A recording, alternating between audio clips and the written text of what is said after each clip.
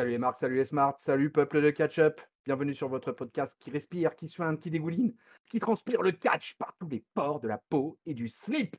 Chaque semaine, nous passons au crible des chroniqueurs de la team catch-up, tous les shows de la WWE.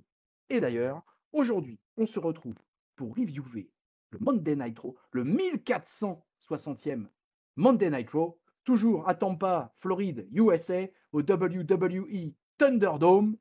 Aux commentaires, Adnan Virk, Byron Saxton et Corey Graves. Vous m'avez peut-être reconnu, je suis votre dinosaure masqué, que dis-je? Je suis votre Luchasaurus des podcasts. Et pour m'accompagner, pour analyser, pour encenser ou pour mettre en PLS ce Monday Night Raw, rien de tel que l'inusable, que l'indécrottable, que l'inaltérable. Papy, salut papy. Bonjour les petits enfants, bonjour tonton, comment ça va? Salut mon papy, comment vas-tu? Mais bien, et toi, c'est à toi qu'il faut que je demandais parce que j'ai écouté un podcast récemment et j'ai entendu que tu t'es fait botter le cul par Jean Brassard. J'ai entendu ça également, peuple de catch-up. Si vous avez été écouté et si vous ne l'avez pas encore fait, il est temps d'y aller dès maintenant car c'est en ligne. Jean Brassard était l'invité exceptionnel de catch-up, l'invité de notre ami Ringside pour la 10e édition du You Talk Too Much. Et effectivement, Jean Brassard s'est permis de me bâcher, s'est permis de m'en mettre plein la tronche. Je suis habillé pour l'hiver. Merci Ringside, merci Jeannot. Merci Jeannot. Moi, Jeannot, je suis pas du tout content de ce que tu as fait. Je suis team tonton. Je soutiens tonton Jeannot. Fais gaffe, ne recommence pas ça, sinon tu vas avoir affaire à moi. Ah, merci mon tag team partner. Ça fait plaisir d'avoir un peu de soutien dans cette équipe. Ben ouais, non mais, moi, ce qui m'a vraiment choqué, c'est qu'en plus, il a dit qu'il soutenait Ricochet, quoi, Jean Brassard. Alors là, ça m'a vraiment fait sortir de mes gonds. Là, j'en pouvais plus. Ah bah moi j'avoue que c'est le seul moment de l'interview qui m'a fait plaisir. C'était, Sacré c'était, Jeannot. c'était mon seul kiff quoi. Bon, il a quand même dit un peu de mal sur ses promos et tout ça, mais il a bien insisté sur le fait qu'il trouvait que c'était un athlète exceptionnel. Et ça m'a ravi. Alors, mon Ben, papy, avant d'attaquer ce 1460e Monday Night Raw, ça doit déjà être en ligne à l'heure où nous parlons, mais nos amis Magic Zigot et Raphaël Hier se sont chargés d'analyser avec talent le WrestleMania Backlash. On va en profiter, hein, nous, vite fait, là, pour donner un peu notre avis aussi, parce que finalement, on est chez nous. Et qu'est-ce que tu as pensé alors de ce Backlash dimanche-là? on est chez nous, on est chez nous. Qu'est-ce que j'en ai pensé? Alors, je pense, j'espère que mes collègues ont cité mon avis. Mais moi, globalement, sur le coup, quand ça a démarré, j'ai eu un petit coup de froid en me disant, ça y est, on refait un pay-per-view, mais dans le Thunderdome. Et là, pouah, ça m'a coupé directement un petit peu l'envie. Après, les matchs ont été plutôt sympas à suivre. Globalement, j'ai vraiment aucun match que je peux jeter. Même le match des zombies, à la limite, moi j'ai pris ça à la rigolade, donc j'ai pas été choqué plus que ça. Tiens, j'ai dit mon flop à Raphaël et Zicotte, mais je vais le changer. En fait, il y a un truc qui m'a vraiment déplu dans ce pay-per-view. C'est le finish des filles, là, le triple threat avec Charlotte qui fait un big boot Ah et qui ouais. disparaît. Ça, par contre, j'ai trouvé ça complètement débile. Mais sinon, pour le reste, plutôt sympa. L'ambiance ouais, j'ai vraiment eu du mal, voilà. Ça, c'est la première fois que ça me faisait ça depuis très longtemps. Le Thunderdome, je m'y étais habitué, mais WrestleMania m'avait un peu débitué, on va dire. Mais sinon, bon, les résultats après sont assez logiques, mais voilà, quoi. C'était un bon moment, mais vivement le retour de la foule. T'auras mis quoi comme note? Je crois que j'avais mis 3,25 du coup sur ces pay-per-view. Ah, ce qui est tout de même une bonne note quand même. Oui, parce que les matchs étaient vraiment de qualité. Mais comment dire, j'ai eu le sentiment d'assister à un bon show, mais j'étais pas enflammé, tu vois. J'avais pas le, ah putain, c'est le méga show, ah, il y a des super histoires. Enfin, tu vois, je me suis pas levé de mon canapé, voilà. D'accord. Eh bah écoute, Je sais me pas, toi, ça concernant, donne quoi? moi ça donne quoi? Bah écoute, c'est plutôt positif, j'ai plutôt bien aimé ce pay-per-view. Moi j'aurais mis une note de 3,5 avec un top pour le main event que j'ai vraiment adoré. Même si, l'arrivée de Seth Rollins était relativement prévisible, mais j'ai trouvé que c'était plutôt bien foutu et j'ai trouvé vraiment le combat extraordinaire, entre Cesaro et Roman Reigns. Ça a duré quasiment 30 minutes je crois. Et vraiment, je ne m'attendais pas à un match aussi long en plus. Mais vraiment, Cesaro a fait plus que se défendre. Il a presque réussi à me faire croire par moments que peut-être il allait décrocher la timbale. C'est pas ce qui s'est passé, et effectivement, moi aussi, j'aurais donné, mon flop au triple threat, Ripley, Charlotte, Asuka, entre autres avec, enfin, ouais, avec un finish assez dégueulasse. Mais, j'ai trouvé que le finish, Bianca, versus Bayley était assez dégueulasse aussi. Je sais pas, j'ai trouvé que les deux finishes des combats féminins, en fait, étaient très mauvais. Et alors pour les zombies, je vais peut-être étonner la jeunesse qui, écoute, catch-up, mais, moi j'ai beaucoup aimé, les zombies. En plus, si tu veux, pour moi, c'était pas déconnant parce que, le pay-per-view commence avec une grosse promo avec Batista pour mettre en avant son film Army of the Dead qui allait sortir sur Netflix et compagnie. Donc finalement, on était dans le truc. Il y avait beaucoup d'incrustations liées au film. Heu, des moments what the fuck, comme ça, à la WWE, bah, on en a depuis 50 ans, quoi, ou enfin depuis 40 ans. Heu et finalement, bah, tu vois, j'ai trouvé ça plutôt pas mal. Il y a qu'un truc imaginé dans cette histoire de zombies, c'est, le principe que, bah, des zombies normalement, enfin, en tout cas, c'est comme ça que je l'imagine, ça fout le bordel un peu partout et ça se met pas bien sagement autour d'un ring en attendant que ça se passe, si tu vois ce que je veux dire? Et c'est le seul truc qui m'a un petit peu fait tiquer, mais sinon j'ai trouvé ça très bien. Alors on peut signaler dans les infos, parce que c'est raccordé à ce Raw, qu'apparemment, le Miz, pour la première fois de sa carrière, s'est blessé assez gravement. Heu, Ligament, c'est ça? ouais, ouais, apparemment ça serait les ligaments croisés antérieurs, Ah heu bah ça. et sur suite à un mouvement, une souplesse, de Damian Priest.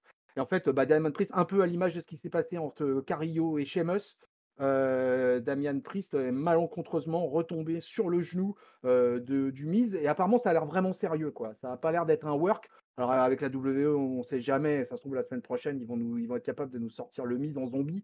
Mais là, quand même, tout ce qui est annoncé, ça a l'air quand même d'être assez sérieux, et j'ai l'impression qu'il s'est vraiment fait mal, notre ami, Mizzanin, qui est, Une petite bien. hyper-extension. Aïe, aïe, aïe.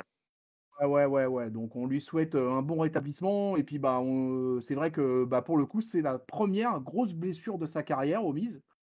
Donc écoute, on lui souhaite, le meilleur pour la suite, et il va nous revenir en pleine forme. Mais en tout cas, ce soir, je vous l'annonce, il n'est pas là, il n'est pas présent. En tout cas, il y en a un qui est pas blessé et qui est en pleine forme et qui va ouvrir ce Monday Night Raw. C'est le champion, c'est le WWE Champion, Bobby Lashley, qui est sur le ring pour célébrer sa défense de titre. Alors MVP, il est très sympa, hein, puisqu'il lui a ramené une meute, de femmes, plus jolies les unes que les autres, pour faire la fête avec eux, hein, tout simplement, hein. Donc le champ nous explique que c'est un honneur d'avoir remporté son match de dimanche, que sa performance fut herculéenne, et c'est pas faux. On n'en a pas trop parlé dans notre début d'analyse de Backlash, mais c'est vrai que le match là, entre les trois, ça a été quelque chose.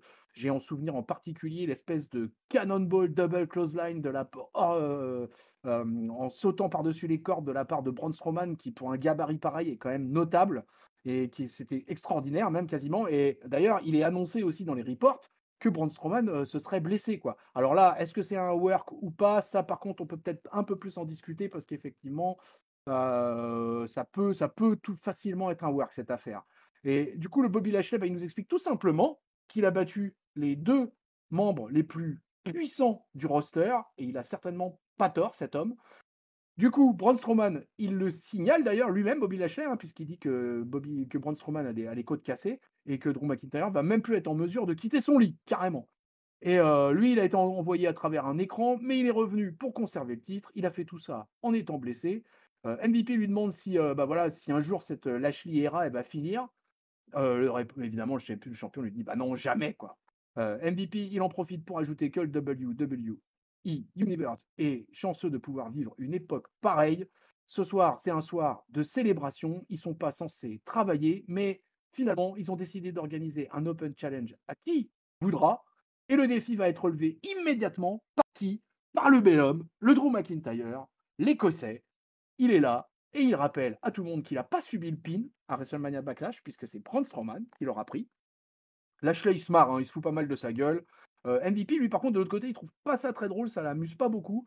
Et il va préciser que l'Open Challenge, il est pour tout le monde, excepté Strowman et McIntyre. Alors, ne nous demandez pas de quel pouvoir MVP sort ça et qui peut gérer le booking à sa manière. Mais bon, c'est le patron du Hurt Business, donc finalement, il fait un peu ce qu'il veut. Lashley, il va être quand même un coup de salopard, puisqu'il va essayer de porter un coup bas sur l'Écossais qui va le voir quand même arriver. Notre bel homme va commencer à porter des coups au champion sous les hurlements effarouchés des 5 dames présentes, avant que finalement MVP décide de retenir Lashley et de ne pas aller au combat frontal avec le psychopathe écossais. Alors, mon papy, cette ouverture de show, cet opener de Monday Night Raw avec le champion, avec le bel homme qui finalement n'est pas resté au lit, est-ce que toi, ça t'a justement fait sortir de ton lit? Ah oui, oui, ça me fait bondir, cet opener là avec ces femmes effarouchées, pourtant pas farouches, qui étaient là tout autour du Bobby, qui manifestement avait passé une bonne soirée. Le, bah, c'est bien parce que ça nous fait un peu le fil rouge de la soirée, d'avoir l'Open Challenge du Bobby qui va être sympa. Et puis bah ça confirme que ce qu'on dit semaine après semaine, c'est que bah Drew McIntyre ne décolle pas du main event de Raw. C'est la tête d'affiche de Raw et ça fait plus d'un an que c'est comme ça. Et puis il ne lâche pas sa place. Alors, il lâche rien, et j'en suis bien content, hein, de toute manière. Hein. Je vois pas pourquoi Drew McIntyre, de toute manière, serait laissé sur le bord de la route, alors que le mec tient quand même la baraque depuis, comme tu le dis, depuis largement plus d'un an même. Et, moi, je suis bien, bien content. Alors, je vois qu'il commence à y avoir un peu de lassitude sur les réseaux de la part de certains. Je vous dis à tous, vous vous trompez. Drew McIntyre, il doit rester en haut de l'affiche. C'est certainement, pour moi en tout cas, l'un des plus beaux top babyface qu'il y ait eu à la WWE depuis très longtemps, qui continue de toute manière à avoir les faveurs du public quand même. Et je n'aspire qu'à une seule chose, qu'il aille au moins jusqu'à SummerSlam pour pouvoir retrouver du public, même s'il commence à y avoir des bruits qui bruissent pour nous dire que peut-être au Money in the Bank, la WWE envisagerait de faire revenir du public, ce qui serait quand même une sacrée bonne nouvelle pour le MITB, qui est quand même un des pay-per-view majeurs. On va dire après le Big Four, c'est le 5e pay-per-view de l'année à la WWE, papy, quand même. Ouais, bah je suis d'accord. C'est un truc vraiment identifié.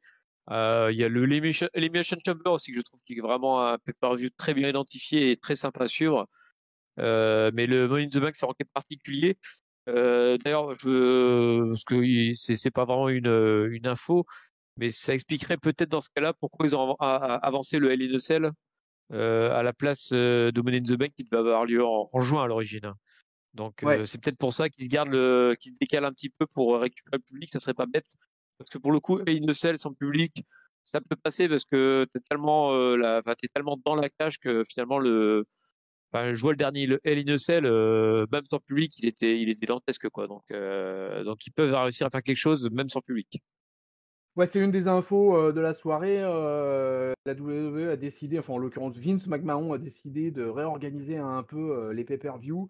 Il considère, il l'a dit lui, il en parle lui-même sur Twitter, hein, que, voilà, il considère qu'il faut briser un peu la monotonie des pay-per-view et que c'est pour ça qu'il a été décidé d'avancer à Hell in a Cell en juin et de placer Money in the Bank en juillet. Je pense que c'est une grosse raison marketing aussi parce que l'été c'est certainement plus porteur et d'avoir deux énormes pay-per-view comme Money in the Bank et SummerSlam en juillet et août, ça doit certainement être best for business. Ouais, bah, c'est best pour nous, en tout cas, parce que là, on va avoir un été de folie.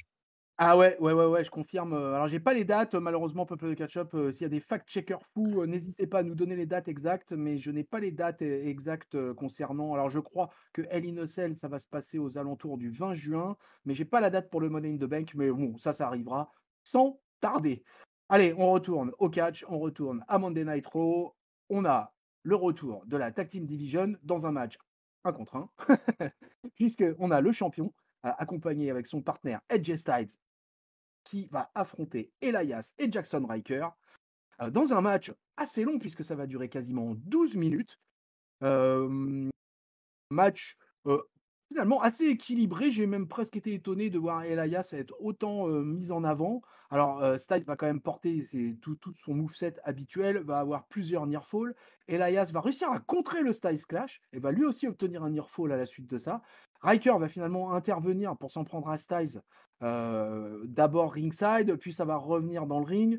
Mais finalement, Riker va aller jusqu'au bout de son idée, mais finalement, son idée, elle est pas si bonne que ça, parce qu'il va tout simplement causer la disqualification, alors que la moitié des champions par équipe se préparaient pour le phénoménal Forearm. Elias va ensuite envoyer Styles contre les escaliers métalliques à l'extérieur du ring, avant finalement de fuir en voyant arriver les heels. Alors, Papy, moi j'ai une question quand même qui me brûle les lèvres. C'est Elias et Jackson Riker, à la base, ils étaient heels. Et est-ce qu'on a assisté à un face turn lundi soir? Ah bah alors, je l'aurais dit oui, mais c'est marrant, j'aurais pas dit les mêmes personnages que toi. Parce que Ah ouais? moi, j'ai l'impression que c'est plutôt AJ Styles et Omos qui, enfin après, c'est peut-être une perception faussée parce que peut-être un souhait de ma part, mais j'ai l'impression que c'est plus eux qui ont joué la partition face avec justement AJ Styles qui a beaucoup été dominé par Elias. Et donc je me dis s'il est autant dominé, c'est peut-être justement parce qu'il est en train de passer du côté lumineux de la force. Et donc du coup, bah on le fait en underdog et Omos pour faire le sauvetage en fait. En tout cas, je l'ai senti comme ça. Alors on verra ce que ça donnera, mais effectivement, il y a quelque chose qui se trame et Elias revient en très grande forme, je trouve. Depuis quelque temps, il y avait une feud contre Hardys que j'ai trouvé très mauvaise, notamment parce qu'il scellait très mal les Twist of Fate. Mais là, par contre, depuis quelque temps, je le trouve vraiment plutôt en bonne forme. Bon, en plus, la face à AJ Styles qui ferait bien catcher n'importe qui, même Gulak. Ça, c'était cadeau. C'est difficile de faire un mauvais match, mais voilà, je trouve plutôt bien Elias et je pense, moi, perso, que c'est AJ Styles et Omos qui vont peut-être basculer côté lumineux de la force. C'est pas impossible, effectivement. Écoute, bizarrement, j'ai eu du mal à déterminer l'alignement dans ce match. Et que ça soit au cours du match ou à la fin, finalement, j'étais un petit peu perdu. Je me suis dit: «Mais merde, qui c'est le face? Qui c'est le heel dans cette histoire?» Et tout ça se tient, oui, Omos et Styles pourraient repasser du côté lumineux sans trop de problèmes de toute façon, parce que, Styles est quand même un catcheur très aimé et la nouveauté de Omos, fait que ça serait assez facile de le passer en face, sans trop se casser le cul finalement, hein. Donc à voir. Et comme tu le dis, ouais, on peut constater effectivement qu'Elias semble en pleine forme. Il a jamais eu autant de temps d'antenne depuis un bail là. Et là en ce moment, il est là tous les lundis. Le seul truc qui peut-être m'emballe moyennement, c'est que bah, j'ai quand même l'impression qu'Elias et Riker se dirigent tout doucement mais sûrement dans une position de number one contender. Peut-être, ouais, peut-être, et pourquoi pas, vu que les autres participants de la Tag Team Division n'ont pas l'air de se manifester plus que ça. Enfin, si, on en parlera de notre équipe qui, elle, par contre, va peut-être décoller, mais qui, je pense, va faire une étape intermédiaire avant. Mais ça peut être des bons challengers de transition et en plus, je les trouve super in shape au-delà d'être pas mal dans le ring. Et Laia, c'est la première fois que je le vois aussi fit, j'ai l'impression. Il est vraiment que muscle, tout muscle dehors, hein. Bah, c'est une très bonne transition puisqu'on parle de challenger pour Homos et Styles, on va retrouver en coulisses des segments liés à la Tag Team Division, puisqu'on a Riddle qui est en coulisses avec le New Day et qui, comme d'habitude, est en train de taper sa déconne. Il nous explique qu'il a perdu son serpent, mais voilà, justement, le serpent arrive, la vipère, c'est l'apparition de Randy Orton qui demande ce que le New Day fout là. Riddle, il rappelle que la semaine dernière, les quatre avaient passé un bon moment avant que quelqu'un vienne briser l'esprit de camaraderie. Et Riddle, du coup, demande à Randy Orton de s'excuser auprès du New Day. Orton, il dit qu'il va y réfléchir, qu'il ne sait pas trop. Kofi Kingston, là-dessus, prend la parole pour dire qu'il connaît Orton depuis plus longtemps que quiconque dans le roster. Et il sait qu'à un moment ou un autre, ça va se finir par un RKO porté à Riddle. Et là-dessus, Kingston, bah, il va tout simplement challenger Orton pour un match dans la continuité de la soirée. Et la Viper, bien évidemment, va accepter ça avec son enthousiasme habituel. Il y a une tellement longue histoire entre la Vipère et entre Kofi qu'on a l'impression que ça n'arrêtera jamais, que jusqu'à l'âge de 60 ans, ils continueront à feuder l'un contre l'autre, ces deux-là, non? Ah ouais, et puis moi, personnellement, je trouve que ça marche bien en plus. Il suffit qu'ils se jettent un regard et tu te dis, ah bah ça y est, ils vont se remettre sur la gueule et C'est des rivalités comme ça, tu sais qu'elles se relanceront toujours au moindre regard. C'est un peu comme le Miz et Daniel Bryan, tu vois. Il suffit que tu les laisses 2 secondes ensemble et directement ils te bouclent un match sans aucun souci et tu y crois en fait parce que c'est deux mecs qui ont un passif vraiment important ensemble. Alors que quand même pendant des années ils s'étaient plus trop croisés, Orton et Kofi, mais quand ça a redémarré du feu de Dieu. Donc voilà. Et puis le Riddle là qui essaie de faire les entremetteurs en mentant au New Day et à Randy Orton pour les forcer à se croiser. C'était plutôt bien trouvé. L'alchimie marche bien entre ces quatre-là, là, je trouve. Ouais, c'était pas mal. Allez, on reste en coulisses, puisque de toute façon, on va revenir un peu plus tard sur ces 4-là. On reste en coulisses avec le playground d'Alexa Bliss, toujours sur sa balançoire, toujours avec sa poupée Lily. Elle est rejointe par les nouvelles championnes par équipe entre Natalia depuis SmackDown, entre Oui, Natalia et Tamina. Natalia est sur une des balançoires alors que Tamina est un peu en arrière-plan. Et Tamina, clairement, elle a l'air de se demander vraiment ce qu'elle fait là, quoi. Et Natalia, elle va remercier Bliss en lui disant que c'était pas une tâche facile, mais qu'elles ont réussi, qu'elles l'ont fait. Tamina, du coup, elle dit bon, bah, ok, c'est bon, on peut y aller maintenant.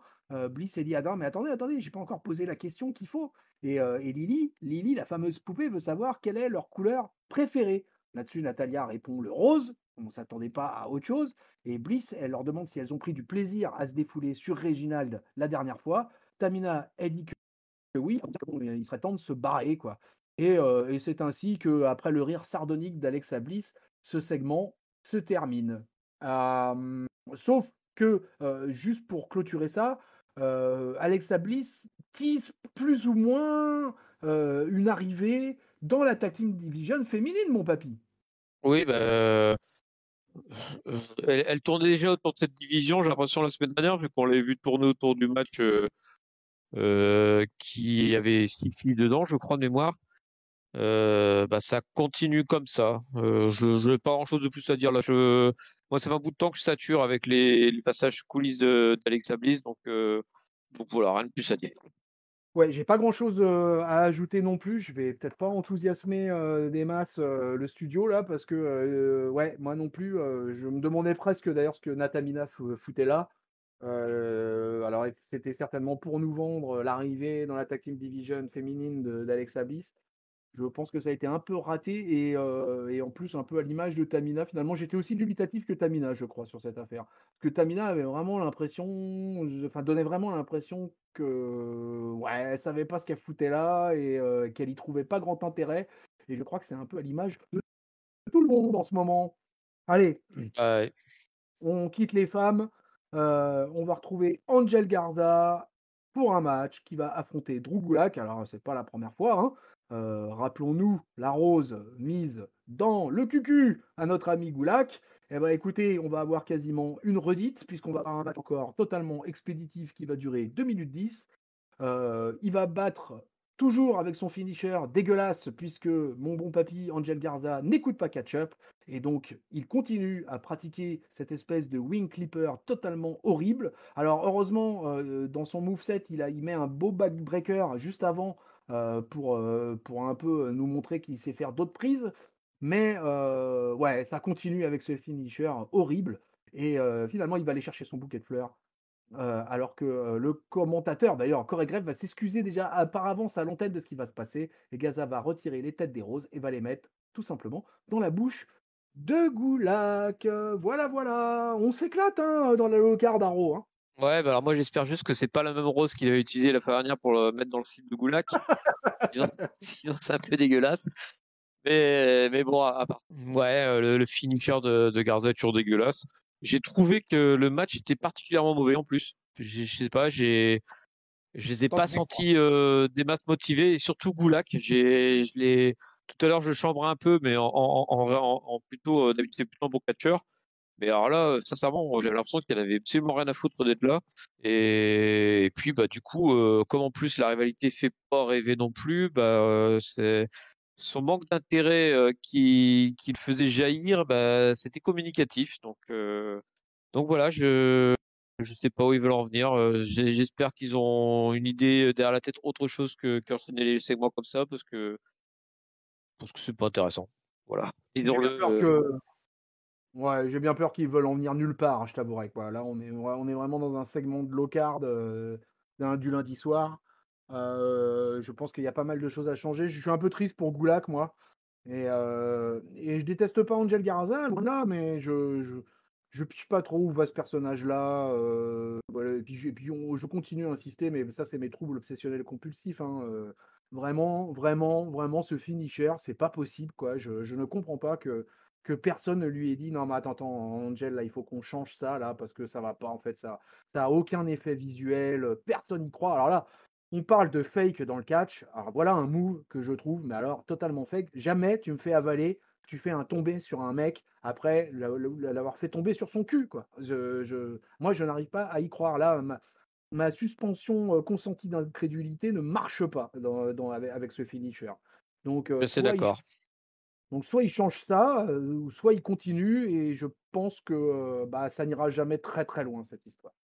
Le seul truc que je pourrais croire éventuellement, c'est que mine de rien, il tombe sur le cul, mais il lui tient la nuque en même temps qu'il fait ça. Donc peut-être qu'il pourrait Oui, accentuer oui, oui. le geste en disant qu'en fait, en faisant ça, il lui pète la colonne ou enfin un truc comme ça. Enfin, le genre quoi, un truc qui est vraiment violent sur la nuque, genre peut-être assister sur la nuque avant pour le match. Mais effectivement, si tu racontes pas d'histoire autour de ça, bah, c'est un mec qui tombe sur son cul et qui après est KO. Donc ça reste compliqué à vendre. Moi, ce que je comprends pas, en fait, dans cette prise, c'est que pour moi, ça serait assez simple finalement de la transformer, cette prise. C'est qu'en fait, elle pourrait faire partie de son finisher sans l'être. C'est-à-dire qu'il pourrait placer son wing clipper, et au moment où le mec tombe sur le cul et est un peu sonné, effectivement, parce que comme tu dis, il le tient par la nuque, et ben ça serait justement l'occasion à ce moment-là de terminer avec une soumission. C'est-à-dire que dans le mouvement, hop, le mec tombe sur le cul, et je sais pas, soit il se tourne, soit il se couche sur le mec, et il lui place une soumission pour finir, et ça aurait un effet visuel, je pense, beaucoup plus intéressant. Mm. Là, vraiment, cette prise, bah voilà, tu montres ça à quelqu'un qui aime pas trop le catch, et ben direct, il dit: «Oh, attends, mais c'est tout pourri ton truc là, c'est tout faux, quoi». Et la personne aurait raison. Voilà. Alors après, comme c'est un catcheur de deuxième génération, Garza, est-ce que c'est pas quelque chose qu'il a hérité de son paternel ou de son oncle ou je sais pas. Ah, ça, je Là, sais je pas. vois que je connais pas assez bien son arbre généalogique. Mais écoutez, j'essaierai de m'intéresser à ça prochainement pendant la semaine, et puis de vous donner la réponse pour la review de la semaine prochaine. Allez, on retourne en backstage avec le champion 24-7. Ertrous est là, comme d'habitude, aux fraises. Il pense que l'Open Challenge qu'a lancé MVP, c'est pour son titre. Alors, il y a un intervieweur qui est là, le Kevin Patrick, quoi, qui lui dit: non, non, non, non, non, non, c'est pour le titre de Bobby Lashley, t'inquiète pas. Et pendant que ça discute, qui débarque? Notre ami japonais Akira Tozawa, qui va évidemment porter un roll-up victorieux pour prendre le titre. Ça faisait longtemps qu'on n'avait pas vu le 24-7 à Monday Night Raw. Ça a été rapide. Et Ertrous, qui détient le titre pour la 51e fois, eh bien, vient de le lâcher à Akira Tozawa, qui le remporte lui pour la 9e fois. Nous sommes précis. Et voilà, bah écoute, papy, on a un nouveau champion 24-7. Oui, nouveau champion de 4-7. Donc, Duke Tertrouf l'a eu 51 fois. C'est aussi qu'il a perdu 51 fois. Bon. Je pensais sincèrement que le fait qu'on ne voit plus les ceintures, c'était parce qu'ils essayaient de la faire disparaître sans vraiment l'avouer. Mais non, non, elle reste là. J'avoue que quitte à ce qu'il perde la ceinture, autant que ce soit face à Tozawa qui me fait toujours un peu marrer par semi ninja vraiment ridicule, quoi. Ouais, ouais, ouais. En tout cas, c'est sûr qu'on n'avait pas vu le 24-7 depuis un bail sur les shows WWE.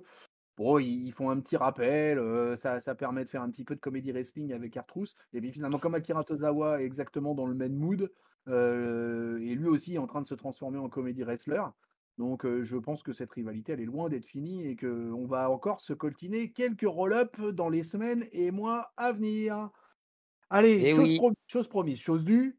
Le match entre Kofi Kingston et Randy Orton va commencer. Ils sont chacun accompagnés, l'un par Riddle, l'autre par Xavier Woods.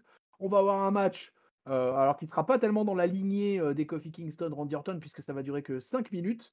Il nous avait habitués à beaucoup mieux quand même, ou en tout cas à beaucoup plus long. Kingston va quand même réussir à porter un peu tous ses moves, porter son dropkick, tenter un SES qui va être contré. Orton va lui répondre avec un gros power slam habituel. Il va tenter de préparer un RKO, mais Woods va attiré son attention grâce à Francesca, grâce au trombone.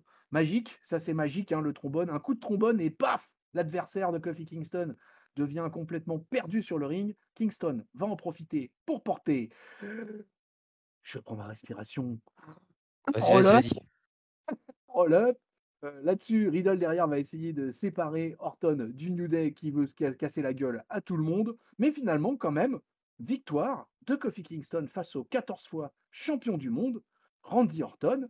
Est-ce que tout ça nous annonce une feud qui va durer sur quelques semaines pendant qu'on occupe Omos et AJ Styles, mon papy?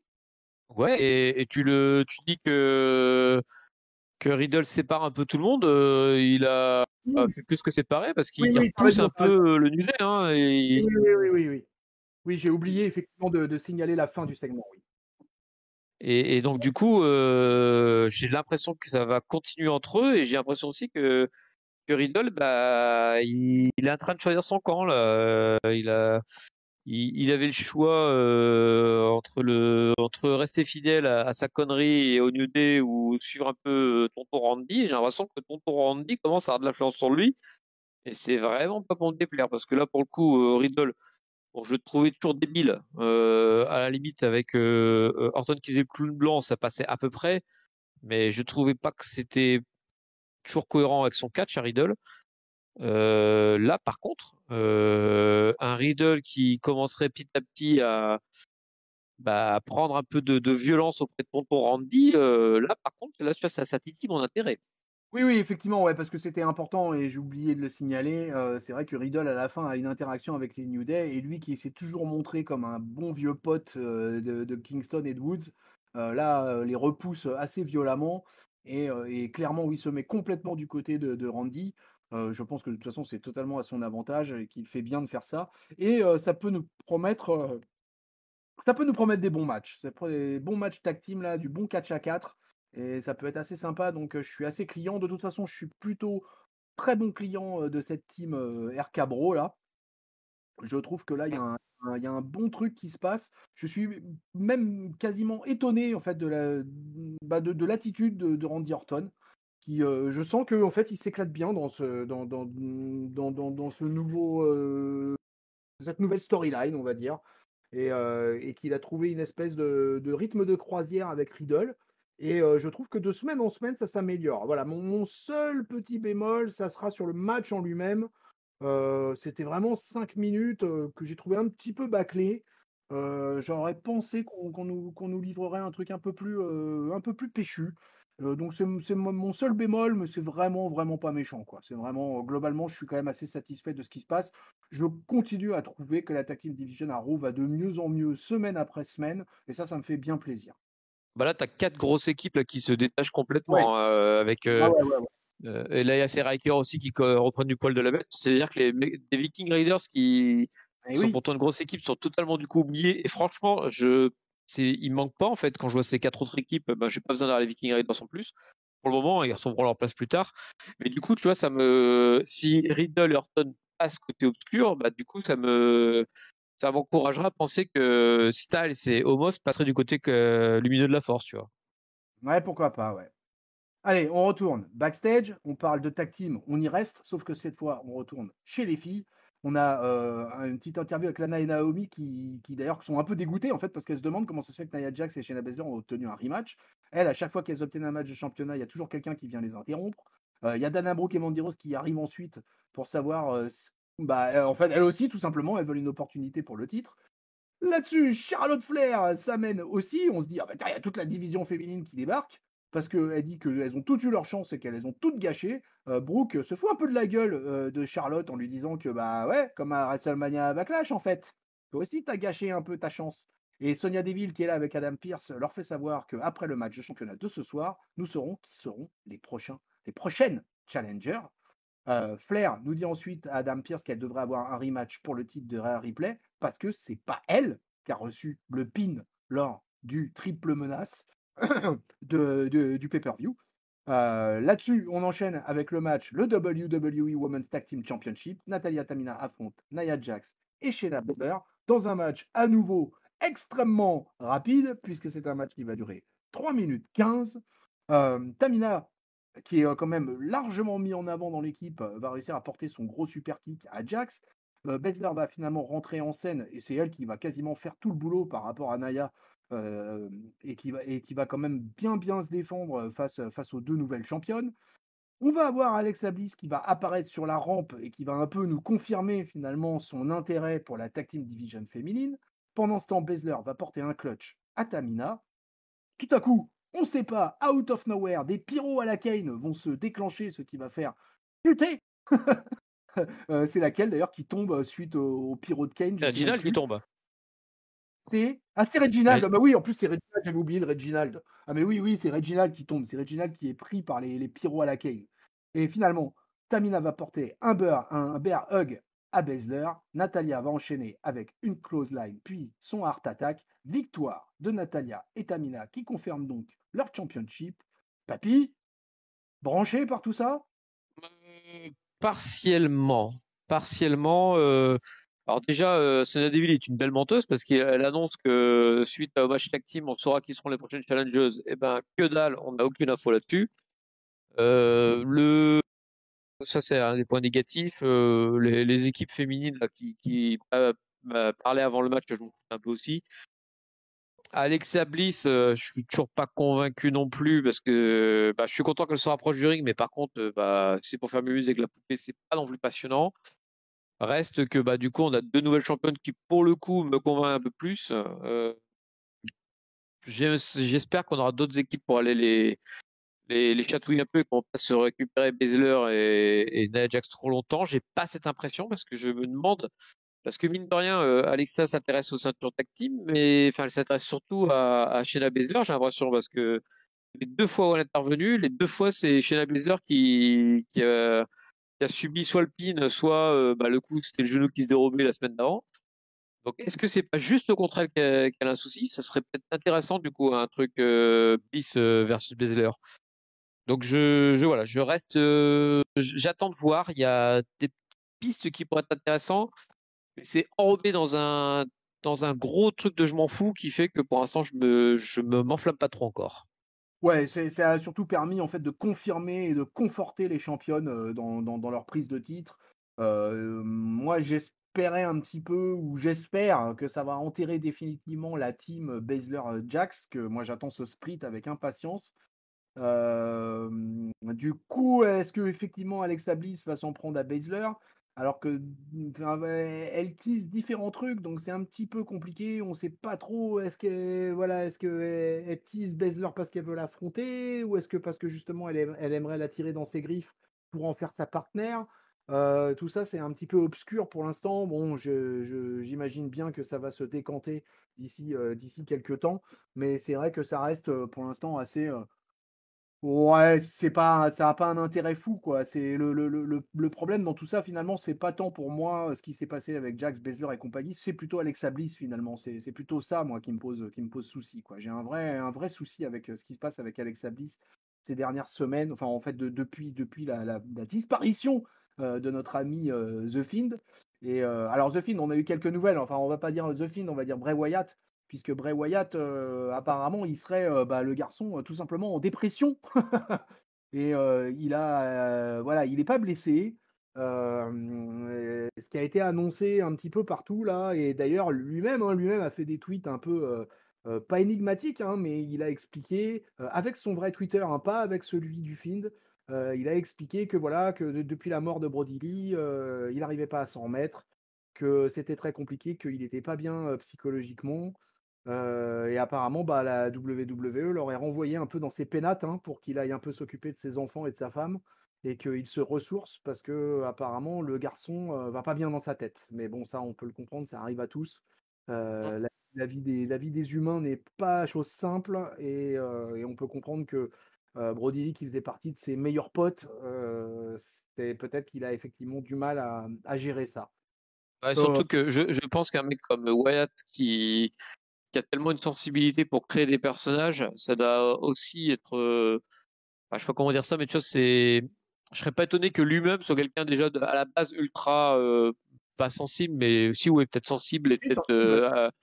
et qui du coup, enfin tu vois, quand on avait appris que il avait laissé une longue lettre en expliquant que bah Ouais. voilà, je sais plus comment il formule ça, mais c'était en gros c'était un peu les laissés pour compte qui s'étaient réunis avec la Wyatt Family, tout ça. Enfin, je pense qu'il y avait pas mal enfin certainement beaucoup, enfin du vrai là-dedans, et que ça a aussi traduit sa personnalité, qui est peut-être un peu quelqu'un justement qui est ultra à fleur de peau, puis que bah du coup possible que ça allait un peu chambouler cette affaire. Bah c'est dommage parce que pour le coup, j'allais le dire avant que tu me dises ça, mais bon, je le maintiens quand même. Bah, Alexa Bliss, ça fait quand même un sous Bray Wyatt, hein, pour l'instant, hein. Elle essaie de faire comme lui, mais ça n'a pas la même force que Wyatt, où je sentais que ça venait de ses tripes. Là, Alexa Bliss, franchement, je pense qu'elle fait ce qu'elle peut, hein, mais elle fait bien la comédie, tout ça. Mais Wyatt, ça venait de ses tripes ce qui sortait, tu vois. Et que là, t'as une actrice, j'ai envie de dire. Ouais, ouais, après le mal-être, de Bray Wyatt peut être compréhensible. J'imagine qu'effectivement, ça doit pas être simple. Il s'est passé tellement d'événements, en plus, il était en plein processus créatif depuis plusieurs mois.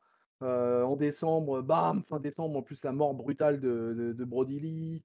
Donc je pense que dans sa tête, là, ça a peut-être été un peu trop et je pense qu'il a eu quelques neurones qui ont un peu sauté dans tous les sens et que du coup, il a beaucoup de mal. Donc mais j'ai l'impression que la WWE se comporte bien avec lui là-dessus, quoi. Là, tu vois, au moins, c'est une bonne surprise, je trouve. On est très souvent, alors pas forcément nous à Catch Up, mais beaucoup de gens sont quand même largement tendance à cracher très facilement sur la WWE et son produit, et sur l'attitude des fois en coulisses qu'il peut y avoir. Alors effectivement, il y a des choses qui sont vraies, qui sont, voilà, on va parvenir sur le sac poubelle gate, hein, par exemple, hein, avec les gens virés à qui on envoie leurs affaires dans des sacs poubelles. Mais je pense que pour le coup, il y a un certain respect vis-à-vis de Bray Wyatt. Je pense que c'est un des workers sur qui il compte beaucoup. Le Fiend est quand même un personnage extraordinaire au sens littéral du terme. Et depuis l'Undertaker, finalement, on n'avait pas vu ce genre de gimmick. Et donc, je pense qu'il lui laisse du temps. Et j'ai envie de dire que c'est tout à leur honneur. Ouais, et puis enfin, il y a mine de rien toujours une histoire. Alors même s'il y a eu quelques petits foirages qui peuvent, mais il y a toujours un esprit quand même assez famille dans la WWE. J'ai l'impression que quand il y a un mec qui est vraiment dans la daube, j'ai pas l'impression qu'il le laisse galérer. Genre, il y a eu le cas avec les anciens alcooliques, tout ça. Il me semble qu'ils payaient leur cure enfin, McMahon payait les cures des anciens alcooliques même quand ils bossaient plus. Enfin, il y a toujours eu des trucs comme ça qui se disaient aussi qu'ils laissaient pas tomber les gens quand ils étaient vraiment dans la dèche. On peut penser aussi à Sonia Deville qui a eu des soucis suite au mec qui était venu la harceler jusque dans sa maison. Ils l'ont pas laissé tomber, ils l'ont laissé le temps pour se remettre, ils l'ont réembauché derrière. Enfin, je pense que quand ils ont beau, même ils peuvent avoir foiré certains trucs, et c'est tout à fait logique de le dénoncer. Je pense que ils laissent pas non plus les gens dans la merde. Quand ils ont vraiment quelqu'un qui a des soucis, ils tendent la main, tu vois. Enfin, en tout cas, c'est l'impression que j'ai de l'extérieur. Ouais, moi, je le ressens aussi comme ça. Mais bon, écoute, de toute façon, moi, je suis pas inquiet. Je pense que Wyatt reviendra à terme. Mais je pense que comme tout être humain, là, voilà, il accuse le coup, il a certainement une espèce de backlash et un contre-coup. Et du coup, peut-être qu'il le paye maintenant, là. Et voilà, ça arrive. Allez, je vais essayer d'arrêter de faire des tentatives de psychologie de comptoir. Mais moi, en tout cas, je ne souhaite que son retour à Bray Wyatt et j'espère que dans sa tête, ça ira beaucoup mieux et puis qu'il recommencera sa créativité parce que c'est quand même un des catcheurs à la WWE que j'aime beaucoup pour ça. Depuis le début, depuis qu'il est là, depuis la NXT, etc., je considère que pour moi, c'est un des meilleurs créatifs qui y ait dans le roster. Et on a besoin de lui pour animer nos lundis soirs. Et oui, ça nous changera de d'Ajax qui tombe sur son cul. Et voilà. Donc, Bray Wyatt, si tu nous regardes, Catch-up est solidaire avec toi. Allez, on retourne au backstage. On va avoir une promo de qui? Une promo de Ricky la Belle-Vie, qui a eu une interaction en kick-off de WrestleMania Backlash avec Sheamus. Donc, il continue dans l'histoire. Il nous explique qu'il veut faire taire Sheamus une bonne fois pour toutes. Et il le taunte, puisqu'il porte le chapeau et le manteau qu'il a volé lors du kick-off de WrestleMania Backlash. Il va se moquer aussi de l'accent de l'Irlandais dans sa promo, quoi. Et derrière, on voit que Sheamus est furieux. Ça nous emmène sur un match. Un match direct entre Sheamus et Ricochet. Alors là, un match qui va pas être de 2 minutes 10, hein, un match qui va durer quasiment, je vais vous donner le timing exact, il va durer 13 minutes 30. Donc pas un petit match, mais un bien gros match. Alors là, avec 2 différences de style totales, hein, puisqu'on a d'un côté un high flyer absolu face à un brawler absolu, le gros bagarreur irlandais face à l'américain, virevoltant et du coup ça donne, une interaction, vachement sympa. En tout cas, moi j'ai trouvé, vachement sympa parce que vraiment 2 styles différents comme ça, avec un Ricochet qui, à chaque fois qu'il est coincé, réussit à s'en sortir, va nous sortir quelques moves comme il a l'habitude, en montant sur les cordes et en mettant une grosse, grosse pression permanente sur le Sheamus qui, finalement, par moments, paraît presque étonné de cette résistance aussi intense. Ricochet va même éviter un gros big boot de Sheamus, lui porter un gros, gros diving crossbody à l'extérieur du ring. De retour sur le ring, Sheamus va réussir enfin à porter un brogue kick en plein air, comme il aime à faire depuis plusieurs mois, parce que ça, c'est devenu carrément une de ses spécialités, le brogue kick en plein air, hein. Riddle s'en souvient encore. Ricochet va quand même kick out au compte de deux, parce que Ricochet, quoi.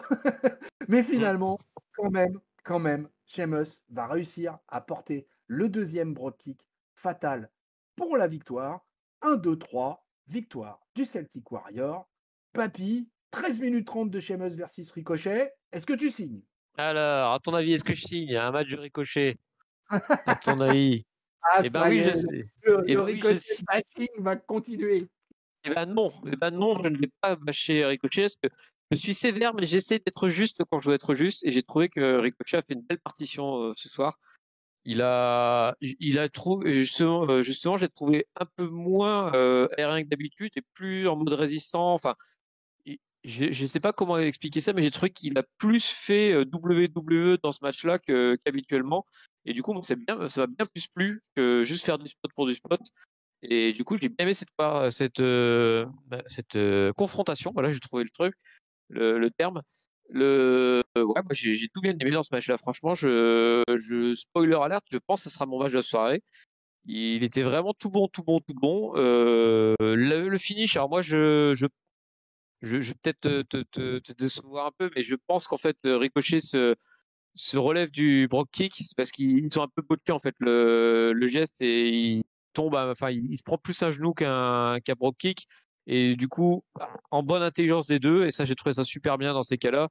Ils se sont arrangés pour refaire un Brock Kick clean qui d'ailleurs le chope particulièrement bien sur la joue, histoire d'avoir un vrai finish beau pour la photo et tout. Et d'ailleurs, c'est quand ils ont fait le résumé, ils ont pas remonté le premier, ils ont montré directement le deuxième. Donc je pense que c'est pour la photo qu'ils ont voulu refaire le deuxième. Et ça a été fait de manière naturelle. C'est pas la première fois d'ailleurs que je constate ça dans un match de Sheamus où bah il y a un petit bot qui est rattrapé directement par les deux gars parce que bah ils sont assez intelligents pour refaire ça proprement. Et ça j'ai trouvé plutôt bien. Moi ça me dérange pas, ça arrive de se le foirer. Et dans ces cas-là, c'est bien d'avoir la réflexion rapide nécessaire pour refaire le truc de manière intelligente et pas juste refaire le move tel quel. Voilà, donc j'ai trouvé ça très bien de la part des deux à l'issue d'un bon match. Moi, j'étais pleinement satisfait de cette rencontre. Ah bah, je suis complètement raccord avec ton expertise. J'ai trouvé le match très très bon et effectivement, le premier brogue kick est légèrement botché et j'ai trouvé que les deux s'en étaient super bien sortis pour terminer le match et refaire le spot, mais l'amener d'une manière différente qui fasse presque qu'on en oublie que la première tentative avait été un petit peu foireuse. Mais c'est pas grave parce que ça passait super bien. J'ai trouvé le match super bon. J'ai retrouvé mon Ricky comme je l'aime. Et presque, je l'ai trouvé presque au moment, à certains moments, j'ai retrouvé un ricochet de la Lucha Underground. Et ça ne pouvait que me faire plaisir. Je pense que ça a pu faire plaisir à notre Magic Zigote également. Euh, D'ailleurs, j'irai écouter avec curiosité ce qu'il a pu dire du kick-off. Et Il a regardé. parce qu'on vous dit tout, un peu de catch-up, mais nous, on n'a pas encore entendu elle doit être en ligne, mais on n'a pas encore entendu la review de Backlash de nos amis Raphaël et Zigot. Mais je vais aller écouter ça avec curiosité. Allez, on reste. Ouais, juste, alors moi je pense, alors après, c'est parce que j'ai pas une mémoire d'éléphant, mais je pense que c'est mon meilleur match de Ricochet depuis qu'il est à la WWE. Ah, J'ai, carrément. j'ai, après, je suis pas très bon, j'ai pas une mémoire vraiment bonne des matchs, mais j'ai pas souvenir d'un match comme ça qui m'a autant emballé avec lui. Bah, en un contre un, je t'avoue que oui. Alors moi, j'ai des souvenirs de très bons matchs avec Alistair Black quand il était en tag team avec Alistair Black. Ils ont livré quelques matchs Oui, tag team de très bonne qualité.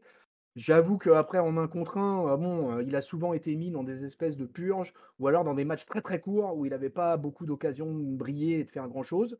Je tiens quand même à le signaler, j'ai trouvé que sa promo d'avant-match était très bonne. Son imitation de l'accent irlandais et sa manière de se foutre de la gueule de Sheamus était plutôt sympa parce qu'en plus, j'ai trouvé que ça avait un bel effet parce que derrière Sheamus est particulièrement énervé, quand ils arrivent sur le ring et du coup, ça a donné une belle intensité à ce combat. Et qu'on leur file 13 minutes 30 comme ça, bah chapeau. Et puis Sheamus, moi, continue à m'épater de semaine en semaine et de mois en mois. Vraiment, c'est le meilleur champion US qu'on ait eu depuis un bail, là, je trouve. On Mm. avait eu Riddle, on en a eu plusieurs. On a même eu Lashley, hein, qui avait été champion US là, dans l'année passée, etc., avec tout l'avènement du Hurt Business. Mais là, je trouve que Sheamus, là, il est un cran au-dessus, quoi. Il a monté la barre. Et vraiment, vraiment, il est incroyable chez Sheamus en ce moment, quoi.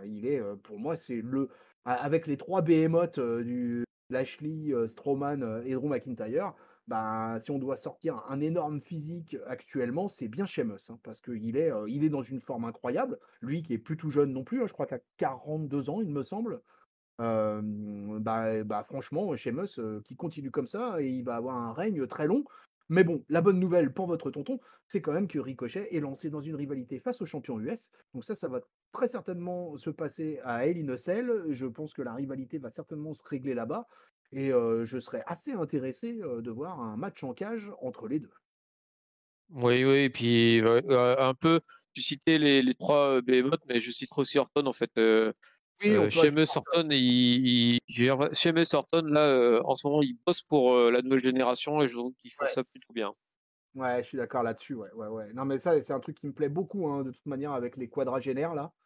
C'est que là, il y en a plusieurs, dont ceux que tu viens de citer, Orton et Sheamus, qui bossent énormément pour les jeunes ces derniers temps. Et ça, c'est un truc que j'apprécie vraiment beaucoup parce que c'est pas tout le temps le cas avec les quadras, presque quinquas des fois, à la WWE, qui aiment bien attirer la lumière à eux, n'est-ce pas, coucou Goldberg. Et là, bah, je trouve que l'attitude de Orton et Sheamus, c'est vraiment honorable. Et ça me fait vraiment plaisir, quoi, de les voir comme ça. Allez, on retrouve Charlotte Flair. Charlotte Flair is Cruella. Charlotte Flair a une tenue quand même assez incroyable cette semaine. Et elle va affronter K, qui veut se venger, hein, du pin qu'elle a pris à Backlash. Et on va avoir un match. Alors là, on passait d'un match de 13 minutes 30 entre Sheamus et Ricochet, mesdames et messieurs. Et là, on passe à un match entre Asuka et Charlotte Flair de 16 minutes 45. Waouh, je me dis: «Waouh, un match où plus le temps avançait dans le match, plus je me dis: "Mais c'est incroyable là, comment ça se fait qu'ils ont voulu donner autant de temps, aux filles?"» Ah mais oui, mais il y a Charlotte dans le match, bien évidemment, donc Charlotte, avec elle, il n'est pas question de déconner sur le booking et sur le temps passé dans le ring. Alors, entre Asuka et Charlotte, elles se connaissent super bien, hein, ces 2 femmes, hein. Elles se sont affrontées à maintes reprises. Là, on va avoir droit à un bon match, mais avec quelques trucs un petit peu foirés, dont en particulier un Spanish Fly qui a été, mais alors, un botch fantastique, quoi, où la pauvre Asuka fait une espèce de geste de la tête. Et je pense qu'en fait, Charlotte Flair a dû se tromper dans le call et c'est elle qui a trop anticipé et qui s'est lancée dans la chute avant que Asuka ait le temps de faire quoi que ce soit. Et du coup, elle fait le Spanish Fly, elle le fait, mais toute seule. Donc c'était un moment un peu marrant. Et d'ailleurs aujourd'hui sur les réseaux, ça a été un bon gif pour la majeure partie des internautes, qui a bien fait rigoler tout le monde. Bon, Flair, elle va quand même tenter un peu tout. Elle va même tenter un sale roll-up en tenant l'élastique de la culotte de notre ami Asuka, mais seulement pour un compte de deux. Asuka finalement va réussir à porter son ibar. Flair va la contrer. Asuka va réussir à passer l'Asuka Lock que Flair va retourner en Boston Crab. Finalement, elle va se rapprocher ensuite de la championne Rhea Ripley qui est au commentaire à ce moment-là. Elle fait tomber celle-ci sur la prône. Pendant ce temps-là, ça a permis à Asuka de reprendre ses esprits et elle va finalement contrer une tentative de figure 4 pour un tombé. 1, 2, 3. Victoire, j'ai envie de dire quasi surprise, même si c'est Asuka, de la japonaise. Charlotte battue, Charlotte perdue, Charlotte foutue, mon papy. Oh, je pense pas là. Je pense que avec elle, on est tranquille pour encore un paquet de temps. On parlait des quarantenaires qui sont à la forme. Alors Charlotte est un peu plus jeune. Je crois Elle est plus qu'elle jeune. Quoique, elle s'est déjà s'approcher, je me demande si elle a pas 37-38 maintenant, désormais. Mais par contre, elle est dans une forme éblouissante. Alors, sincèrement, je t'avoue, je me souviens plus du match. Ça va pas dû me marquer tant que ça. Je me souviens juste du finish où, Alors, où j'ai Charlotte Flair, trouvé elle a par 35 ans. 35 ans. Tu vois, je la voyais un peu plus âgée que ça. Donc, bravo. Ah, c'est Asuka aussi. Parce qu'en fait, je me disais que Asuka aussi, elle, par contre, elle doit Asuka, approcher des je 40 dis, ouais. ans. Et elle, je la trouve aussi en super forme. Enfin, les deux étaient en super forme. Ouais. Là, c'est le meilleur match que j'ai vu d'Asuka depuis bien longtemps. Là, ça faisait bien longtemps qu'elle n'avait pas eu de l'opposition à ce niveau-là. Bien meilleur Asuka, que elle ses matchs aura, contre. Oui, Asuka, elle aura 40 ans en septembre.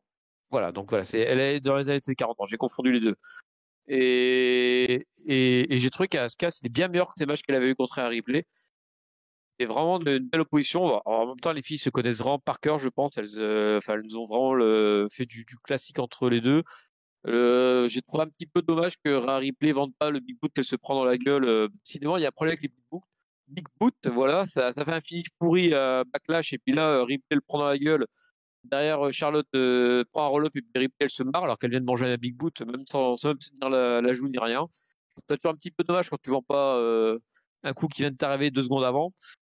Mais bon, elle est jeune, elle apprend. Hein. Mais bon, en tout cas, les deux filles, moi, j'ai trouvé qu'elles nous avaient régalé là, avec ce long et bon match. Ah ouais, moi écoute, j'ai trouvé que c'était vraiment un bon match. Alors effectivement, deux, trois approximations, un ou deux botches. Ce Spanish là, il est un petit peu drôle. Oui, on peut dire que Rhea Ripley est un peu green quand tu vois justement bah, les deux nanas de 35 et 40 ans. Rhea Ripley, il faut rappeler, elle a que 24 ans Mhm. et donc, elle est quasiment encore en période d'apprentissage, j'ai envie de dire. Mais c'est plutôt bien là. Il y a un espèce de trio quand même qui déjà pour moi a de très grandes qualités in-ring. Bon, le peuple de catch-up connaît mon amour pour Asuka, vraiment qui est vraiment ma catcheuse favorite. Et c'était bien, ce match m'a surpris parce que je m'attendais pas à ce qu'elle gagne, tu vois. Mhm. Vraiment, pour moi, la Charlotte allait gagner le match et après aller faire sa fête à Rhea Ripley. Et pour le coup, c'est pas ce qui s'est passé. Et Asuka, elle a su profiter de l'occasion et elle a rappelé à tout le monde à quel point elle était opportuniste et qu'elle savait gérer qu'elle savait gérer les moments de faiblesse et les moments forts. Et bah voilà, l'exemple typique de la japonaise, du catch de la japonaise. Et j'ai trouvé ça super bien. Et vraiment, encore un match, vraiment un match qui m'a emballé du début à la fin. Et, et j'aspire à encore plein d'autres matchs. Je ne sais pas si ça se réglera à Hell in a Cell, toute cette histoire. Je ne sais pas si les bookers ont l'intention de repartir sur du triple menace ou si ça va être une histoire à 3, mais en s'affrontant en un contre un. Bref, je trouve qu'il y a plein de pistes dans cette storyline et moi j'aime bien. Voilà, pour le coup, c'est finalement assez simple. Je me retrouve facilement dans cette affaire puisque j'aime bien les trois catcheuses. Alors, Charlotte Flair, elle est omniprésente, omnipotente, omnisciente, mais eu égard à tout ce palmarès incroyable qu'elle s'est forgé, moi, je trouve qu'elle est totalement legit et je ne fais pas partie des grognons par rapport à Charlotte. Je trouve qu'elle est à sa place et on est Mhm. bien content dans la division féminine de Raw d'avoir quand même trois filles de cette qualité-là.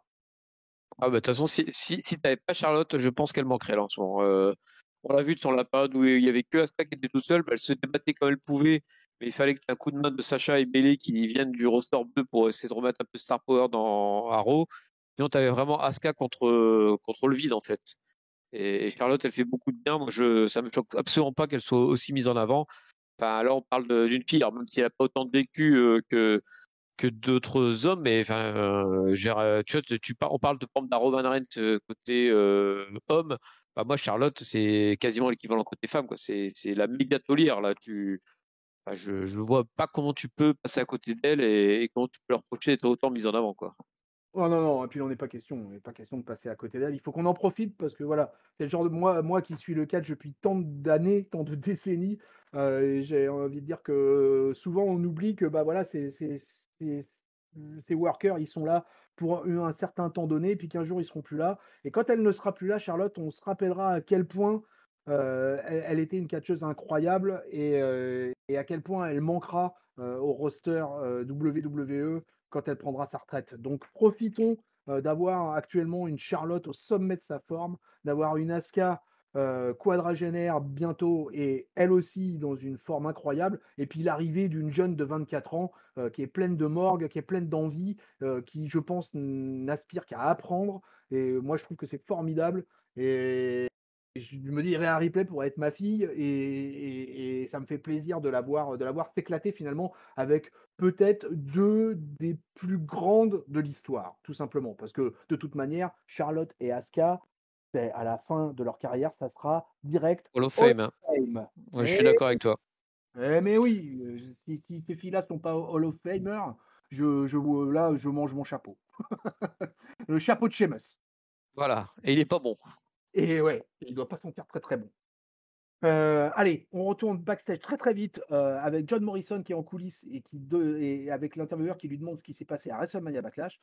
Morrison, il vous explique qu'il se sent un peu mort à l'intérieur, il se sent tout bizarre, il a l'impression de sentir encore l'odeur des lumberjacks de la veille.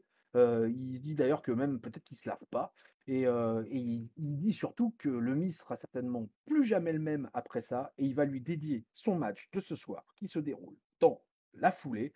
Ce match, c'est à nouveau Lumberjack match entre John Morrison et Damian Priest. Alors là, les Lumberjacks sont redevenus tout à fait normaux, il n'y a pas de problème, il n'y a plus de zombies. Et ce qui est marrant dans ce genre de Lumberjack match, c'est que tout à coup, on retrouve tout un tas de têtes. Et dans ces têtes, il va y avoir les Viking Raiders, il va y avoir Shelton Benjamin, il va y avoir Cédric Alexander, il va y avoir Nikki Cross, puisque Nikki Cross, qui est la seule femme autour du ring, et qui est présente. Il va y avoir Tibar et Metz aussi qui sont là. Alors j'ai oublié de le signaler, mais Tibar et Metz auront fait une micro-promo d'ailleurs pour parler de Bobby Lashley, ce qui m'a assez épaté, puisqu'ils ont parlé du titre de Bobby Lashley. Alors bon, ok, d'accord, on aura peut-être l'occasion d'en reparler. Donc, Oui.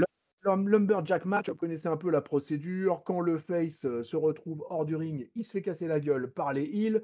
Quand le heel se retrouve hors du ring, il se fait casser la gueule par les faces. On va même avoir droit à une Nikki Cross qui va remonter John Morrison sur le ring à la force de ses bras. On va avoir un match pour un Lumberjack match dans des critères assez longs lui aussi, puisqu'on va avoir un match de plus de 12 minutes. Chose quand même assez surprenante.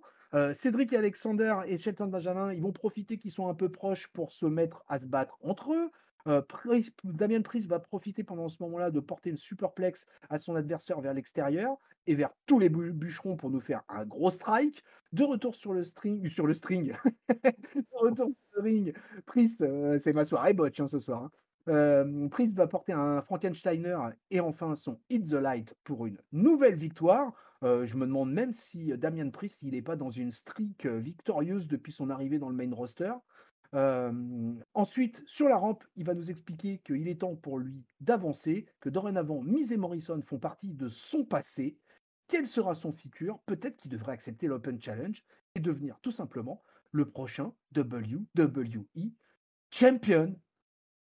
Alors, les bûcherons, papy, les bûcherons. Qu'est-ce que tu as pensé Et de ça? ça bûche, oui. Bah, en fait, Tibar Aimé, c'est pour ça qu'il faisait une promo. En fait, c'était dans le cadre de l'Open Challenge de Bobby Lashley. Et puis, quasiment, en fait, tout le monde enfin, il va énormément avoir de fausses pistes ce soir sur qui sera le challenger, répondra à cet Open Challenge. Je ne révèle pas encore son nom, mais c'est spoiler alert, ce ne sera pas Messi Tibar qui répondra à cet Open Challenge. Et c'est tant mieux d'ailleurs. Ouais, alors tu vois, c'est marrant parce que je suis pas non plus un fan de John Morrison dans le ring. Et puis, contrairement à Ricochet, là, il m'a pas vraiment convaincu d'être un peu plus fan que lui. J'ai toujours, je sais pas comment dire, il prépare trop ses coups en fait. Et à chaque fois, je le vois prendre son élan en disant attention, je sens que je vais faire un super flip, attention, je sens que je vais faire un truc. Et du coup, bah, j'ai toujours du mal à accrocher. Il est pas assez naturel dans ses moves, John Morrison. Au moins, il fait tout un tour dehors, là, qui était mal joué comme pas possible. La Tozawa qui se retrouve au milieu du ring, on ne sait pas pourquoi. En plus, il y a le titre 24-7. Je me suis dit, tiens, ils vont peut-être faire un jouet là-dessus avec des mecs qui vont débarquer. Et ben non, on s'en fout. D'un coup, il disparaît du ring, on ne sait pas pourquoi. On l'a pas vu sortir. Enfin, je sais pas. Je l'ai trouvé mal bouqué, ce match-là. Il y a des moments, je me suis dit qu'ils ont dû avoir plein d'idées qui finalement n'ont pas mis en place. Ouais, donc ouais. En plus, c'était le deuxième en 2 jours de Lumberjack match, et donc du coup, bah, l'effet est un peu retombé. Bah, finalement, j'ai préféré les zombies, moi. D'accord. Bah écoute, moi je suis peut-être un peu moins dur que toi. Moi j'ai trouvé que c'était plutôt sympa. J'étais content de revoir Nikki Cross. On a revu pas mal de têtes là. Voilà, il y avait les Lucha House Party aussi. Voilà, les Viking Raiders. Ouais, il y avait pas mal de monde autour du ring. Il y avait plutôt bonne ambiance. Bon, moi, je vois pas John Morrison de la même manière que toi. Moi, c'est vraiment un catcheur que j'aime beaucoup. Comme j'aime beaucoup Damian Priest aussi, et ben du coup, ça donnait un truc pas mal. Je m'attendais vraiment à un match qui allait durer 3-4 minutes en plus. Et pour le coup, bah, ça a duré. On en a profité pour lancer un peu d'interaction un peu avec tout le monde. D'ailleurs, en coulisses, juste après, entre Shelton Benjamin et Cédric Alexander, bah, l'amour, c'est fini, hein. On continue à se taper dessus, puisque Shelton Benjamin est carrément en train d'expliquer qu'il va vouloir aller défier lui aussi Bobby Lashley, le fameux tease, pour cet Open Challenge. Et Cédric Alexander va venir démarrer un brawl avec lui, et en lui expliquant d'ailleurs que la victoire de la semaine dernière a été plutôt chanceuse. Et Alexander, il va lui faire comprendre que Benjamin est un moins que rien et que c'est pour ça qu'il s'est détourné de lui. Donc vraiment, la haine continue entre Alexander et Shelton Benjamin. Donc j'imagine que ça, c'est un truc qui va se régler à une selle parce qu'il va bien falloir qu'ils arrêtent à un moment le truc entre ces deux-là.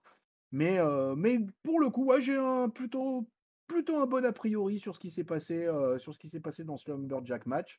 Et ça me va bien. Ça me va bien. Pour moi, c'était plutôt pas mal cette affaire. Allez, on arrive au main event.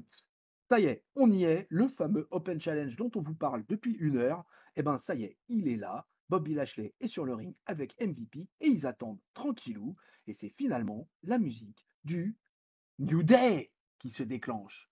Oui, Kofi Kingston veut cet Open Challenge. Alors, Kofi Kingston, il a quand même catché il y a 1 heure de ça face à Randy Orton, même si c'était un match court. Et il se retrouve à nouveau dans le ring face au champion de Monday Night Raw.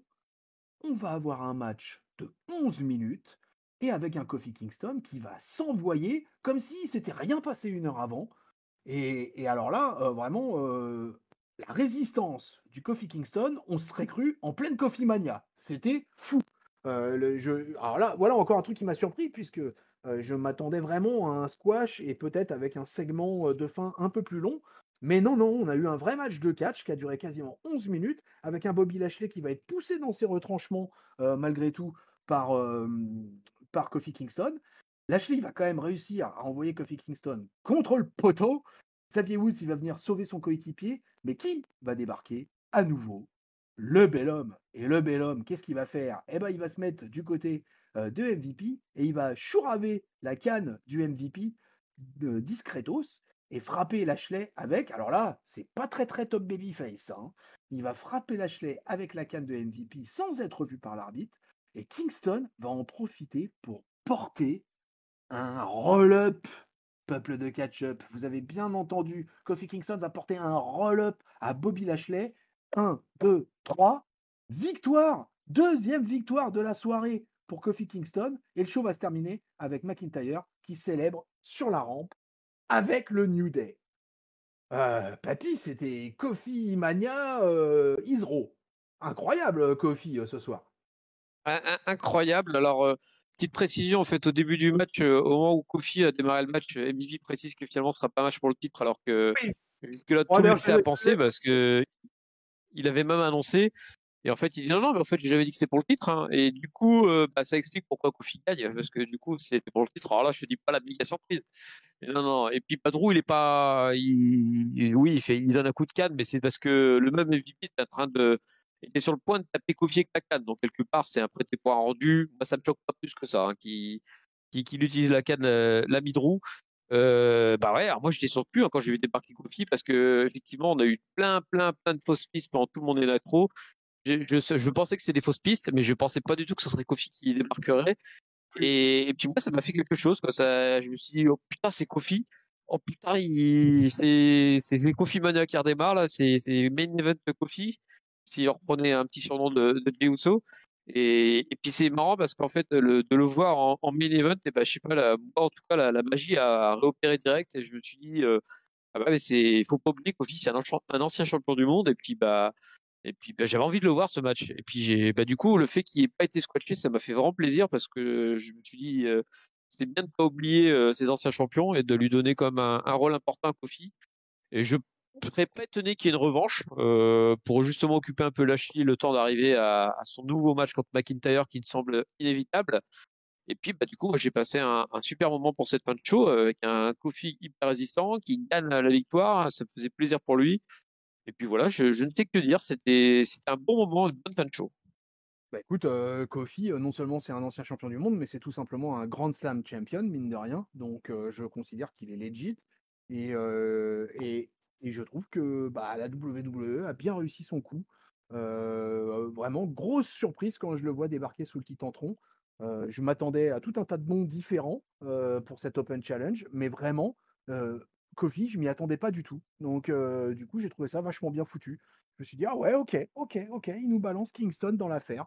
Et puis, avec la surprise de la victoire, parce que même si effectivement c'était un Open Challenge, c'était un non-title match, mais au final, quand même, il réussit une victoire de prestige pour notre ami Kofi Kingston, et je trouve ça plutôt sympa.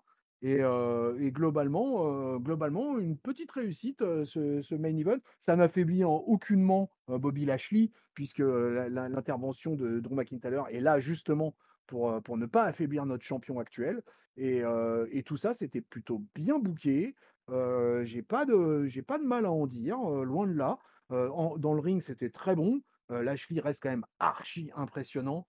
Le mec, quel spécimen quand même, ce Bobby Lashley, quoi. C'est vraiment, il est vraiment incroyable, quoi. Quel physique. Et confirmation finalement que il va être dur à aller chercher, hein. J'ai l'impression qu'il est parti pour un règne qui va durer, quoi. Je le vois pas garder le titre là encore juste quelques semaines et puis tout ça, quoi. Je pense qu'il va être très très très très difficile à aller chercher, notre ami Bobby Lashley. Et Yep. c'est ainsi que s'achève ce Monday Night Raw. Et c'est ainsi que commence le moment tant attendu du peuple de catch-up, le top flop note de notre ami Pali. Et oui, oui, le top flop note. Alors déjà d'emblée, je veux dire que moi j'ai passé un très bon row globalement. Donc j'ai plein d'idées pour le top. J'ai quasiment pas d'idées pour le flop. Je vais le donner comme ça. Et c'est même pas un flop. Si, allez, je vais le donner à Alexa Bliss. Tiens, voilà, dans le doute. Quand je sais pas, je le file à Alexa Bliss. De toute façon, enfin, c'était de l'acharnement à ce niveau-là, mais malheureusement, c'est vraiment la seule personne que quand je la vois apparaître à l'écran, je me dis je vais me faire chier. Et là, c'est vraiment, je suis en mode rejet total sur Alexa Bliss. J'ai pas trop aimé le Morrison, comment il s'appelle, Priest, mais c'est juste que j'ai pas trop aimé. Je l'ai quand même regardé. Tandis qu'Alexa Bliss, maintenant dès que je la vois, j'ai qu'une envie, c'est zapper. Donc voilà, c'est vraiment pas ce qu'il faut faire avec ce personnage. Le top, là, j'ai vraiment beaucoup trop de choix. Parce que le Ricochet Sheamus c'était super, le Charlotte Asuka était super, le main event moi j'ai bien aimé, il y a aussi le très bon AJ Styles contre Elias, hein, on l'a déjà oublié mais c'était un super match aussi au début. Donc là on a eu vraiment du bon catch. Je vais le donner mon top, je vais pas le donner à du catch en fait, je vais le donner par la WWE qui m'a bien eu avec la surprise Kofi en main event. Là sur le coup ça m'a fait lever de mon siège, voilà, on en parle souvent de dire les moments qui te font vraiment vibrer. Et puis là, en fait, moi, voir Kofi débarquer, j'étais surpris. C'est Kofi, mais c'est pas possible. Et en plus, en main event, donc toi, c'est la cerise sur le gâteau. Donc mon top à ce moment-là. Et puis du coup, ma note, ben, je vais donner ma note. Ouais, je sais pas comment faire. Je, allez, on va se lâcher un peu vu que c'était un super, une super surprise sur la fin. Je vais donner à 3,75 qui est certainement ma meilleure note pour un road depuis très longtemps. Et c'est parce qu'il y a vraiment beaucoup de choses qui me plaisent. Division US, division tag team, titre principal, les filles. Là, c'est pas loin du sans faute en fait pour moi. Sur toutes les cases étaient coachées en tout cas. Ah ouais, une très belle note, hein. Ah là, aucun problème là-dessus. Eh ben écoute, je vais partager ton enthousiasme sur pas mal de choses. Moi, je vais donner mon flop à Alexa Bliss. Encore une fois, comme souvent, ça s'adresse pas véritablement à la catcheuse en elle-même, mais ça s'adresse plutôt à toute l'histoire qui nous est contée et tout ce booking que je trouve complètement foiré. Moi, je suis pas convaincu qu'Alexa Bliss, ça soit le meilleur des personnages. Je l'ai déjà dit, je considère que son personnage de Goddess était beaucoup plus abouti. et que je l'aimais bien tant qu'elle était dans ce partenariat avec Le Find. Maintenant que Le Find n'est plus là, je trouve que ça a perdu complètement de son sel et je n'y trouve aucun intérêt. Je n'arrive pas. Voilà, Alexa Bliss, c'est une très jolie femme et c'est le seul truc qui me fait apprécier ces segments. Mais sorti de ça, j'ai vraiment, vraiment aucun intérêt. Je n'arrive pas à m'intéresser à cette histoire. Je trouve que c'est du gâchis ce qui est en train de se passer avec Alexa Bliss en ce moment. Autant Bray Wyatt, voilà, c'est totalement le personnage pour ce qui se passait avec lui. Autant Alexa Bliss, moi, je suis pas du tout convaincu par ça. J'ai envie de la revoir d'une autre manière et j'ai envie de la revoir repackagée et j'espère que ça va arriver vite et qu'ils vont pas s'entêter parce que ça, à la WWE, par contre, ils sont capables, hein. Et j'espère que ça va pas s'entêter pendant des semaines et des mois avec cette histoire et qu'on va passer un peu à autre chose. Mon top, et bah écoute, mon top, j'hésite entre plusieurs trucs, donc c'est bon signe dans un Monday Night Raw.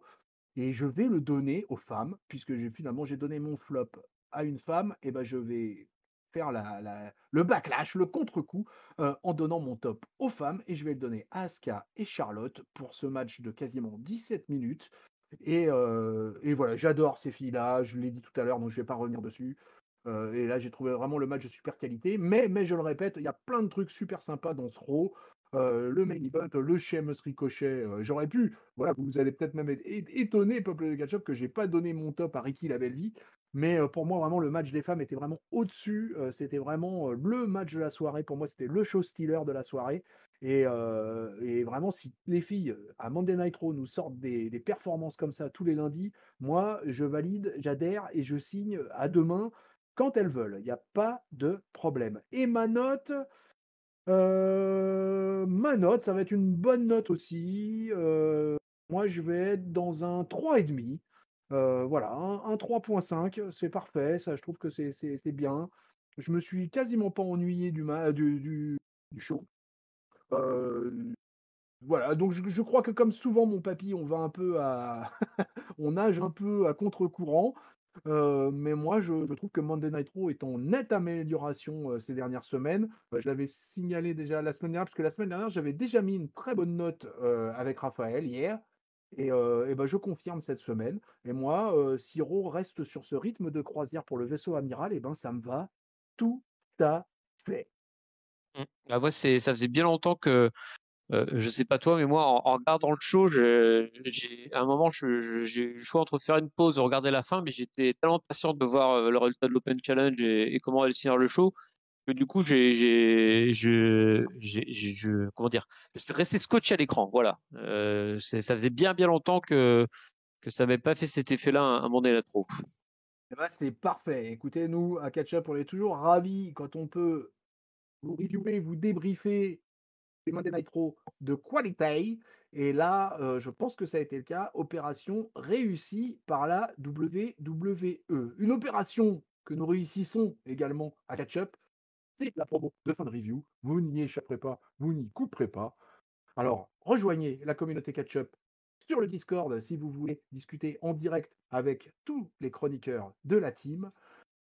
Bien évidemment, allez vous abonner pour ne manquer aucun épisode sur les plateformes de podcast, Apple Podcast, PodCloud, Spotify, Deezer, Google Podcast.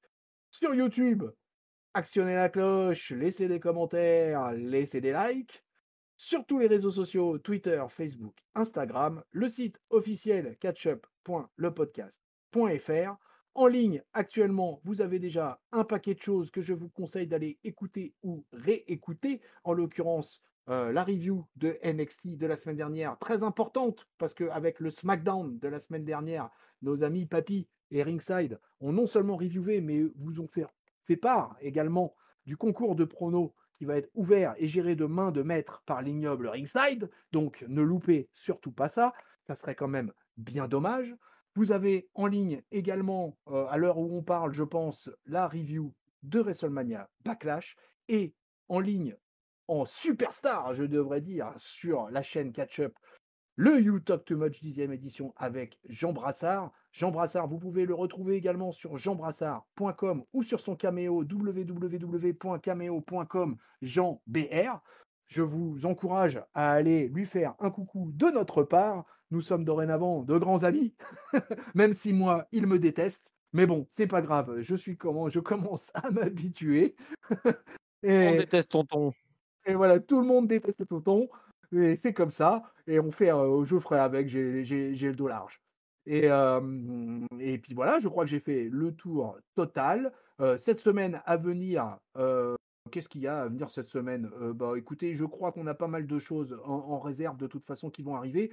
Je crois qu'on l'a déjà annoncé la semaine dernière, mais vous avez encore 2 You Talk Too Much qui sont déjà dans la boîte et qui vont arriver dans les 2 prochaines semaines. Et surtout, la semaine prochaine, Peuple de Catch-up, ça y est, on y est, on arrive au bout de notre mois Catch-up Anniversary et vous allez avoir droit à l'édition spéciale de toute la team pour fêter ces 5 ans. Et ça va être quelque chose de grandiose. Alors là, préparez-vous, hein, c'est comme les awards, c'est un truc qui va durer 3 ou 4 heures. Alors préparez le café, la bière, les petits fours. Mais là, vous allez avoir une édition énorme. Je vous fais un tout petit teasing parce que vous allez avoir toutes les questions qui auront été posées par le public, le peuple de Catch-up qui a été, comment dire, qu'on a stocké sur notre Discord et qui sera livré le jour de l'édition spéciale, ainsi que tout un tas de sondages que nous avons réalisés sur Twitter pour savoir un peu vos avis sur différentes choses concernant la team, les reviews, le futur, etc., etc., etc. Donc bref, catch-up, l'actualité est chaud bouillante chez nous, donc ne ratez rien. À partir de la semaine prochaine, ça va être la fête, ça va être le joyeux anniversaire catch-up, mon papy. C'est la fête à la maison. Venez nombreux. Oui, le plus nombreux possible. Faites péter les scores, faites péter les ratings pour catch-up. Allez, c'est ainsi qu'on va se quitter. Mon papy, je te remercie beaucoup d'avoir été mon tag team partner pour ce 1460e Monday Night Raw. Ben, je te remercie de me l'avoir réservé. Ça faisait un peu de temps que j'ai pas fait un Raw, je crois, et celui-là était particulièrement fameux. Donc, merci bien à toi, tonton, de me l'avoir gardé au chaud. Ce fut un plaisir partagé. Eh bien, cher peuple de catch-up, c'est ainsi que nous allons vous laisser. On vous souhaite une bonne semaine pleine de catch. On vous fait des bisous. On vous fait des cordes à linge plein la face. Salut papy. Salut, tonton, et salut à tous. Et salut peuple de catch-up.